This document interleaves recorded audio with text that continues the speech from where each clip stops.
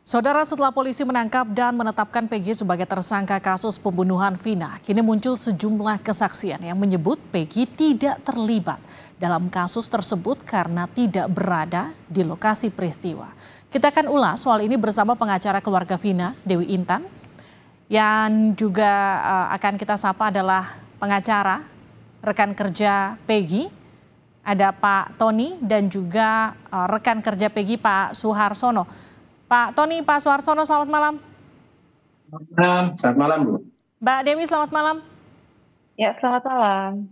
Saya mau tanya ke Pak Suharsono dulu ya. Pak Suharsono ini rekan kerja Peggy, betul ya? Pak Suharsono? Ya, Baik. Saat kejadian Pak Suharsono yakin Peggy saat itu bersama Bapak di Bandung, bukan di Cirebon? yakin ada di Bandung. Kayak gitu, sama saya. Lagi kerja. Tanggal 27 saya tuh pulang. Pulang itu malam ya, 27 Agustus 2016. Saya pulang. Pulang itu diantar sama Peggy, sama Ibnu, sama Robi. Jalan raya ke Angkot. Jam 8 ya? Jam 8 malam. Lalu datang, saya naik. Ketika itu pulang lagi. Si Robi, Ibnu, Peggy-nya ke Bedeng, saya ke Dwi Panjang. Dwi Panjang, saya naik mobil Godwill, jurusan itu Jawa. Sampai di Cirebon, sekitar jam 11-an malam, saya turun di kilometer 202, turun jalan kaki, di atas ada rame-rame. Saya naik ke tangga itu ke atas.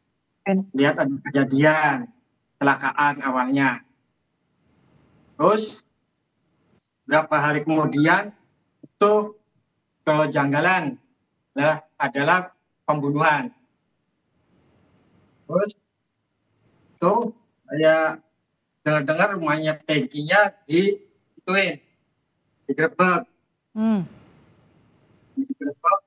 motor 2 dibawa untuk barang bukti. Terus saya main ke rumah ibunya. Langsung ibunya, "Dol, Peggy." Saya kaget. Kok Peggy? Peggy kan masih di Bandung. Udah pulang. Mengantar saya ke jalan raya ke Angkot. Menuju ke Dwi Panjang Terminal.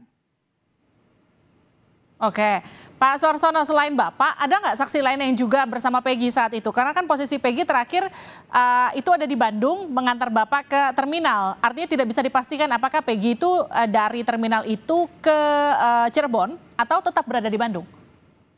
Tetap ada di Bandung. Dari mana Anda yakin Peggy tidak ke Cirebon dan tetap ada di Bandung? Ada orang lain yang juga melihat Peggy di Bandung sampai hari itu berlalu?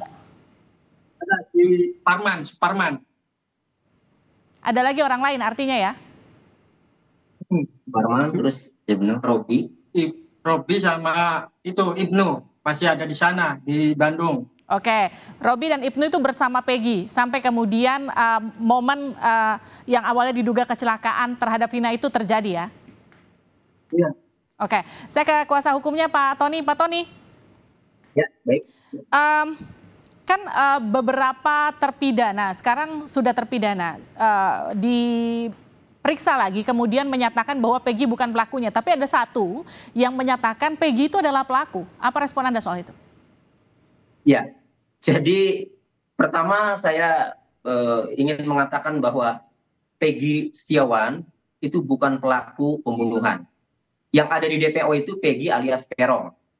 Nah, ini dikuatkan dengan keterangan saksi-saksi, baik saksi-saksi teman kerjanya maupun bapaknya, ya, maupun pemilik rumah atau pemilik proyek yang saat itu memberikan pekerjaan kepada bapaknya Peggy Setiawan, Pak Rudi, dan Pak Rudi mempekerjakan 8 orang, termasuk Peggy Setiawan dan Bondol ini, ya. Nah, terkait kemudian ada keterangan 6 terdakwa atau 6 terpidana yang tidak menyebut bahwa Peggy tidak terlibat, Bu ya. Ya kalau saya begini, Bu, di dalam putusan pengadilan itu ya, itu sebenarnya sudah inkrah, Bu. Nah, sudah inkrah bahwa ada 11 pelaku ya. Putusan pengadilan kalau belum ada upaya hukum lain ya, berarti putusan pengadilan itu dianggap benar. Nah, saya membaca putusan pengadilan atas nama Rivaldi Aditya Wardana dan Eko Ramadhani, Bu. Jadi motif dari peristiwa ini adalah motif antar geng. Justru sebenarnya ya, permulaan itu dari Andi, ya Bu, dari Andi, ya. Permulaan itu dari Andi. Andi lah yang pada saat minum minuman keras, Bu ya, 11 terdakwa atau 11 terpidana ya, pada 11 pelaku pada saat habis di rumah Ibu Nining, ya, kemudian pindah, Bu ya. Nah, kemudian ke SMP 11 Perjuangan minum minuman keras di sini, ya. Nah, ini Andi ini ya menyampaikan kepada 10 pelaku itu bahwa ia ada masalah dengan ekstasi dan minta kepada mereka yang disebut di sini adalah monreker untuk mencari golongan atau geng ekstasi. Nah, jadi gara-gara Andi itu kemudian mereka ini, Bu, mencari ya, menghadang lah ya, nunggu-nunggu yang lewat. Nah, kebetulan pukul 21 ya, itu datanglah, lewatlah Muhammad Rizky Ekti ya, korban berboncengan dengan Vina. Dalam putusan ini Vinanya memakai jaket ekstasi. Lalu kemudian dilempari lah di situ, dilempari. Nah, setelah dilempari lolos, kemudian di TKP 2 dipukul, helmnya masih lolos, di TKP ketiga dipukul bahunya, lolos sampai terus. Artinya Andi ini, Bu, ini adalah pelaku atau otak pelaku dari peristiwa ini, Bu. Artinya Anda mau ngomong, Pak Tony, maaf saya potong ya. Jadi artinya Anda tuh mau ngomong bahwa Peggy itu bukan otak pelaku. Nah, tapi Peggy terlibat nggak, Pak Tony? Digunakan DPO-nya itu. Tapi Peggy klien Anda ini terlibat atau enggak? Ya, kembali di dalam putusan pengadilan, putusannya itu yang 3 itu Andi, Dani, dan Peggy alias Peron. Nah, kemudian dikeluarkan DPO. Peggy alias Peron itu ciri-cirinya, Bu, Polda masa Polda asal saja mengeluarkan DPO, tentu berdasarkan keterangan para pelaku dong. Oke, sekarang gini, Pak Tony, maaf saya potong. Yang saya tanyakan adalah klien Anda ini terlibat atau tidak? Ya, tidak. Tadi makanya dan saya Peggy mau yang, maaf saya potong lagi, yang Peggy yang dirilis oleh kepolisian itu bukan klien Anda? Peggy alias Peron, Bu. Jadi bukan Peggy Setiawan. Oke, itu poinnya. Peggy yang dirilis kepolisian itu bukan Peggy klien Anda dan bukan dia pelakunya, begitu ya? Saya ke saya ke Mbak Dewi, pengacara Vina. Mbak Dewi, selamat malam. Ya, malam. Mbak Dewi, bagaimana Anda melihat perkembangan kasus ini? Ya, dimulai dari penetapan tersangka PS ini ya. Pada saat itu kan memang ada kepolisian rilis, lalu informasi yang kami dapat baru-baru ini ya ternyata hanya satu yang mengaku itu Peggy, yang lainnya menyatakan bukan. Itu informasi baru, itu informasi yang kami dapat. Gitu. Jadi ya sejauh ini ya kami mudah-mudahan pihak polisi mencermati lagi, menelaah lagi gitu. Kami pun juga tidak mau jangan sampai ada ya salah tangkap gitu loh. Seperti itu, Mbak. Mbak Dewi, ini kan yang tadi dikatakan kuasa hukum Peggy yang ditangkap, Peggy Setiawan, ini bukan Peggy DPO, bukan Peggy alias Peron yang selama ini dicari oleh pelaku. Apa respon kuasa hukum dan juga keluarga Vina soal itu? Ya, tentunya kembali lagi ke pihak kepolisian itu apakah sudah melakukan penyidikan secara cermat dan teliti gitu. Apakah pada tahun misalnya pada Halo? Mbak Dewi, silakan dilanjut.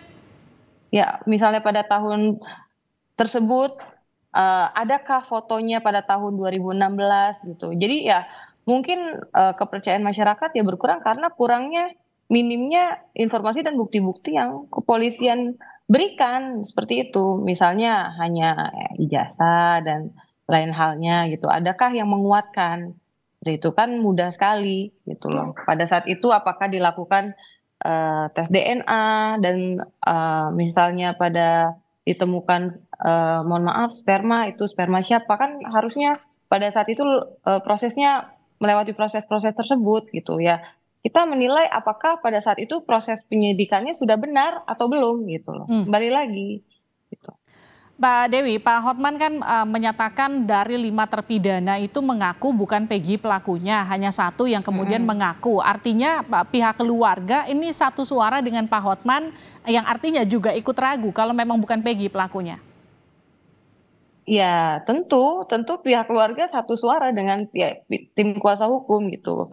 Menanyakan sebenarnya dan meminta kepolisian lebih mendetail gitu, lebih memberikan informasi secara detail. Kalau memang benar Peggy ini apa bukti-buktinya gitu kan, jangan hanya misalnya mungkin sekarang dengan bukti-bukti yang ada masih belum cukup seperti itu. Mbak Dewi, soal DPO yang dihilangkan oleh kepolisian yang dinyatakan bahwa selama ini dianggap tersangka itu bicara asal bahwa ada tersangka, ada pelaku lain. Jadi artinya DPO selama ini yang dicari sebetulnya hanya 1 bukan 3. Iya, itu lebih lucu lagi sebenarnya ya. Bahwa tadi kan sudah pengacara dari Bapak sudah mengatakan ada juga putusan yang menyebutkan ada nama-nama tersebut. Ada 3 nama tersebut dari BAP. Sampai dengan putusan. Putusan itu kan bentuknya adalah produk hukum. Itu jelas mereka melakukan, motornya ada, masing-masing punya peranan. Jadi peranan itu tidak dilemparkan, Mbak, kepada 3 DPO. Baik. Mereka melakukan secara bersama-sama. Jadi ya kita itu tidak masuk di logika kita gitu loh. Mbak Jika Dewi, tiba-tiba artinya itu gini, dihilangkan. maaf saya potong, kalau ternyata memang betul bahwa seharusnya DPO itu ada 3 dan sekarang dianulir DPO itu menjadi 1, kita perlu ada BAP ulang. Ya mungkin perlu ada peninjauan kembali dalam kasus itu. Berarti kan pada saat itu bagaimana pertanggungjawaban atas kesaksian itu yang sudah inkrah, itu sudah ada semua dalam putusan, peranannya ada, nama-namanya jelas, apa dia melakukan apa sudah ada semua Mbak, lengkap di situ di putusan itu. 3 nama DPO itu dari BAP sampai dengan putusan itu semua nama selalu ada gitu loh. Jadi kita harus minta pertanggungjawaban kepada siapa gitu loh. Kalau itu sampai hilang. Baik. Kita akan dengarkan dulu pernyataan dari Hotman Paris soal 5 terpidana yang menyatakan bahwa bukan Peggy pelakunya. Kalau kami mengatakan bukti hukumnya belum begitu kuat untuk menyatakan Peggy ini sebagai tersangka DPO. Kenapa? Karena 5 dari terpidana yang sama-sama mengaku melakukan tidak membantah Peggy terlibat. Jadi 6 orang terpidana itu sudah di BAP dalam minggu-minggu ini. BAP baru ya. 5 mengatakan Peggy tidak terlibat. Hanya 1 yang mengatakan terlibat. Ya, itu dia. Korban maupun kuasa hukum menolak pernyataan dari penyidik Polda Jabar yang menyatakan bahwa 2 DPO tersebut adalah fiktif. Terlalu cepat untuk mengatakan itu. Oke, jadi dianggap terlalu cepat untuk menyatakan bahwa Peggy itu adalah pelakunya. Langkah selanjutnya Pak Tony, pra-peradilan kah? Mau kami tempuh Bu ya. Nah, cuma mau kami sampaikan dulu ya, ada update ini Bu. Jadi tim kuasa dari Peggy ini menghubungi Pak Rudi ya. Ini adalah bukti pembayaran gaji pada waktu tahun 2016 Bu. Ya, di sini ada tanggal 26 Agustus 2016 Bu. Nah, kan gajiannya setiap minggu Bu ya kalau kuli bangunan itu. Nah, 26 Agustus 2016 ini ada gaji masih sekitar 5.300.000 ini Bu ya. Kaspun ini untuk 8 orang. Nah, kemudian tanggal 2 September, nah kan 7 hari Bu. 2 September 2016 ini masih 5.300.000 lagi ya. Nah, ini masih 8 orang karena memang bekerjanya itu 8 orang ya, Mas Bondol, termasuk Peggy Setiawan. Ini yang diberikan oleh bapaknya yang masih disimpan karena tim kami meminta kepada bapaknya itu bukti terkait pembayaran gajinya Peggy Setiawan. Itu Bu. Ini. Nah, kemudian langkah hukumnya ada 2 yang sebelum di persidangan. Pertama, kami mencoba ingin jelas Peggy Setiawan itu Peggy Peron atau bukan dan bagaimana penyidik mengatakan bahwa menentukan bahwa Peggy Setiawan itu adalah Peggy Peron. Nah, ini kami minta dibuka secepatnya. Kalau tidak, maka kami akan melakukan upaya untuk mengajukan gelar perkara khusus Baik. di Barreskrim Mabes Polri. Yang kedua, kami akan mengajukan pra peradilan. Kapan itu diajukan? Nah, khusus ini ya kami akan ajukan ya insya Allah paling lambat hari Jumat kami ajukan. Kita tunggu nanti proses pra peradilannya berjalan seperti apa. Kita akan kawal kasusnya. Terima kasih Pak Tony, Pak Soeharsono, Mbak Dewi di Sapa Indonesia Malam. Sehat-sehat selalu.